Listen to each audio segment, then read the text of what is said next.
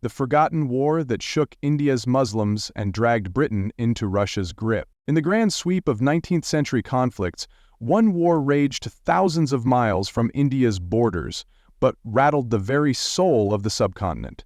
The Russo-Turkish War of 1877-1878 is remembered today as a European conflict between Russia and the crumbling Ottoman Empire. But what most people don't know is how this war triggered mass unrest among Indian Muslims, fueled Britain's fear of Russian influence in India, and laid the foundation for a powerful new force: pan-Islamic political identity. This wasn't just a European war, it was the war that cracked the Indian Empire from within, long before anyone realized it. At the heart of it was the Ottoman Caliphate. Though far away in Istanbul, the Sultan was still regarded by millions of Muslims across the world as the spiritual leader of Islam. For Indian Muslims, whether in Bengal, the Deccan, or Punjab, he wasn't just a distant monarch, he was the Khalifa, the Caliph, the guardian of Mecca and Medina. So when Russia invaded Ottoman territory in the Balkans and the Caucasus, claiming to defend Christians under Muslim rule, the reaction in India wasn't quiet concern, it was outrage. The war began in April 1877 after years of political maneuvering. Russia wanted to expand its territory into southeastern Europe, weaken Ottoman influence, and protect Eastern Orthodox Christians. The Ottomans, meanwhile, were trying to hold together a collapsing empire. As the Russian army pushed deep into Ottoman territory, capturing Kars, Plevna, and eventually threatening Istanbul, Muslims across India saw it as an attack on Islam itself. The newspapers buzzed with emotion. Urdu journals wrote poems praying for Ottoman victory. Sermons in mosques turned political. Crowds in Delhi and Lucknow openly wept for the Caliph. In Bombay, donations were collected for the Ottoman army. And all of it, every emotional ripple, reached the ears of the British Raj. The British found themselves in an awkward position. They had historically been allies of the Ottomans, but their real concern was Russia. And now they feared that Russia's war in Turkey could spill over into their own empire, not with guns, but with ideology. If Russia could defeat the Ottoman Empire, what would that do to the loyalty of their 50 million Muslim subjects in India? Could Russia inspire a religious uprising? Could they fund an Islamic revolt through Persia or Afghanistan? These weren't abstract fears, they were discussed in London, Calcutta, and Simla in hushed tones behind closed doors. To many Indian Muslims, the war wasn't political, it was spiritual. They began holding massive prayer sessions, declaring solidarity with the Ottoman cause. Volunteers even attempted to travel to fight for the Ottomans, though few ever reached the front.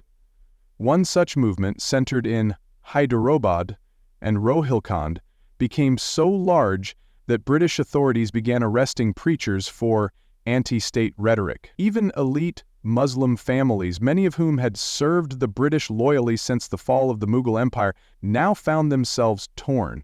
Loyalty to the Queen meant silence, loyalty to Islam meant protest, and the British could feel the tension building like a thundercloud. In response, Britain deployed a clever mix of suppression and distraction. They censored Islamic newspapers that promoted the Ottoman cause. They banned speeches that mentioned the Caliph. They quietly encouraged pro-British Islamic scholars to reframe the conflict as a distant war that had nothing to do with Indian Muslims. But the real shift came not through censorship, but through paranoia. In 1878, barely a year after the Russo-Turkish War ended with Russia's victory, Britain launched the Second Anglo-Afghan War. Officially, it was to prevent Russian diplomats from gaining influence in Kabul. Unofficially, it was to secure the northwest frontier against what the British now called pan-Islamic agitation. The British weren't just afraid of Russian guns, they were afraid of Russian ideas. The war in Turkey had awakened something they could not control: a sense of Islamic unity that transcended borders, cultures, and colonial boundaries. The echoes of the Russo-Turkish War would linger in India for decades. In 1888, the pan-Islamic thinker Jamaluddin Afghani toured the region, meeting with scholars, clerics, and activists. His message was simple: Muslim unity was the only shield against Western imperialism.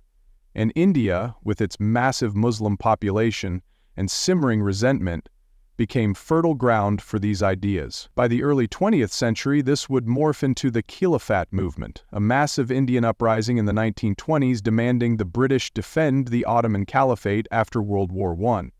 That movement would unite Hindus and Muslims for a time, draw in leaders like Gandhi, and even help spark the final push for Indian independence. But it all began here, with a forgotten war in Eastern Europe, a war that on paper had nothing to do with India, and yet it changed everything. It showed that religious identity could penetrate colonial control. It exposed how fragile the British grip really was, and it revealed that Russia didn't need to march into India with troops. They only needed to light a fire in the hearts of its people. The British Raj would last for another 70 years, but the seeds of unrest had already been planted. Every Islamic uprising, every political demand, every moment of resistance carried the hidden legacy of 1877.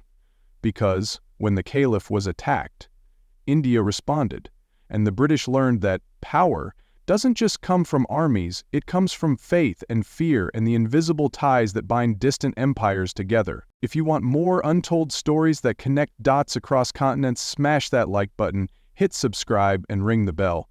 We bring you the wars that weren't supposed to matter but changed the world anyway. Stay tuned, because what's coming next will blow your historical mind.